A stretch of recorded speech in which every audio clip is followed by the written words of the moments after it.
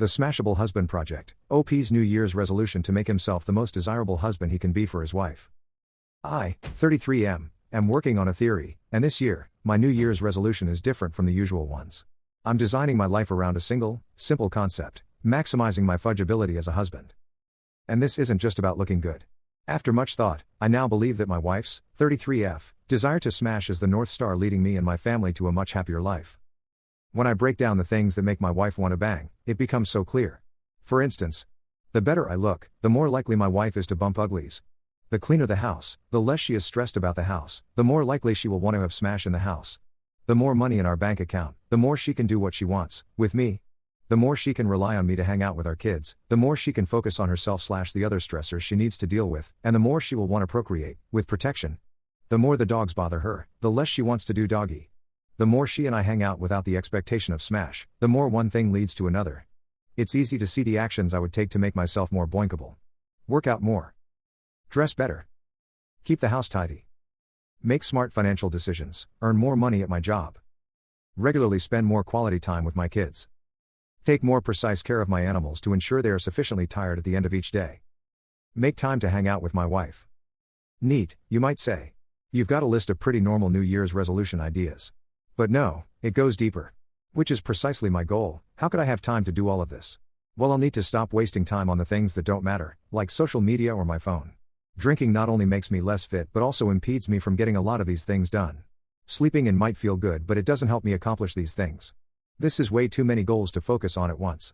How could I focus on them all? The answer? I won't. I just focus on one question. What will make me more fudgeable to my wife? And if I keep asking myself that, I'll become fitter, look nicer, earn more money, live in a cleaner house, spend more time with my kids, keep my pets happy, and make sure I'm hanging out with my wife more. It's a resolution that's about far more than just intimacy. It's about becoming the best version of myself for the entire family. And who knows? Maybe, along the way I'll get a little more action. Commenter 1. I love it. I'm going to implement the what will make me more fudgeable to my husband? Thank you. Your post just made my day. Commenter 2. One of my pet peeves is, if you say you're going to do something, do it. Most times people say they will do something and don't. That would be a good item to add to the list. Currently battling that one with a spouse. TBH, it's quite depressing living like that. And it's not that there's no time, they'd rather their time be spent on their phone. Love the list, BTW. Update, 7 months later. Last December I wrote a post about my New Year's resolution, the Optimally Fudgeable Husband Project. The things that make a husband attractive/F-able are synonymous with making good decisions. X. Get fit, keep the house clean, make sure my wife gets ample free time. So using does this make me more/less fudgeable? As a question to filter my decision making will lead to a better life, with or without an improved bedroom life. The original post lays out the reasoning in much more detail. Note, most of this post I'm going to give the update as it relates to helping my wife, without doing a land acknowledgement for each one about the benefits I get. Giving my wife breaks from the kids equals I get to hang out with my kids more. Context for the update. We've got 2 kids. My son is 1 and my daughter is 3. I work from home. Wife is a SOM. Before this project I still qualified as a good husband. What are the changes I've made? I've had highs and lows of keeping up with the New Year's resolutions. At my peak of husband fudgeability I was 10 steps ahead of old me. In my valleys I've made changes that still keep me 2 or 3 steps ahead of old me. Avoiding wasting time. A lot of research shows you'll do less of something if it is out of reach, so I try to keep my phone on the other side of the room, but I wear a smart watch that gives me notifications for the handful of things I need: call, text, Slack. I downloaded Chrome extensions that bar me from going to Reddit, and that kill the feed in LinkedIn, which I have to use for work. I put the amount of time I've wasted in my face. I've adopted the mentality that if you don't want to look at a number, it's something you would benefit from seeing. Imagine being afraid to look at your bank statement. When I realize I'm slipping I look at my phone usage times, and I normally shame myself back into compliance. Kids. To make sure I'm giving mom more breaks, I've limited the frequency in which I ask how I can help. I just help. Much less do you need me to change his diaper? Do you need a break?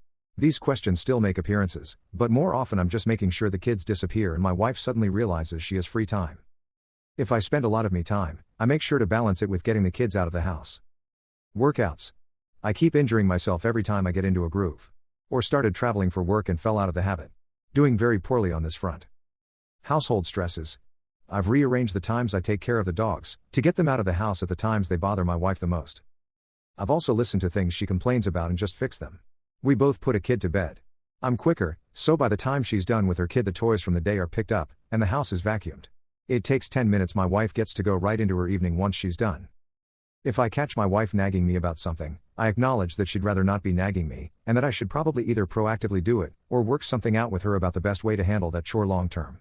I've listened for the things in the house that actually stress her out, and started paying attention to when those things were happening. The patio furniture being too dirty to sit on. House projects are still stacking up, and it's one of the things I could improve on. Making my wife feel loved.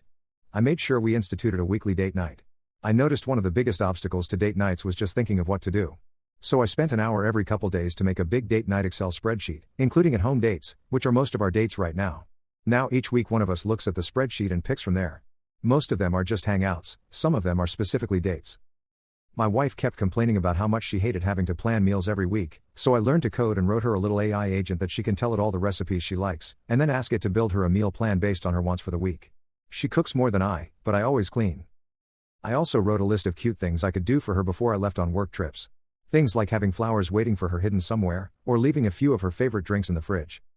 I also weigh up my game on gift giving. Not more expensive, just given more personally. Money. Worked much harder at my job to realize it's a dead end. Started looking for new stuff. Is it working? Depends on what you mean. The whole point is that intercourse isn't the objective. Fudgeability is just the helpful characteristic to assign to my behavior. In terms of my life being better, undoubtedly. Somewhat ironically, I'm in a worse mental state, thanks to work. I'm trying to leave it and find something else, but even in that worse mental state, the act of doing more to be a fudgeable husband has given me a light on the hill to work towards, and to find meaning/joy in working towards it. But seriously, how's the bedroom life changes? Long story short, our bed life is definitely better. I told me wife about this project, and I think that contributed some, but if you try to measure what that means, I think most people are going to be disappointed. I've talked about this project with some friends, and the question I heard the most was, so are you having intercourse more? Which is a very narrow view of a better life. For one, what if you saw no increase in having more intimacy, but you used to always initiate, and now your wife initiates more? I'd call that better. What if you both have a way better time? Both of those things definitely happen now. And in terms of frequency, I have no idea. I didn't really tally up our bangs, and even a 10% increase would be almost undetectable.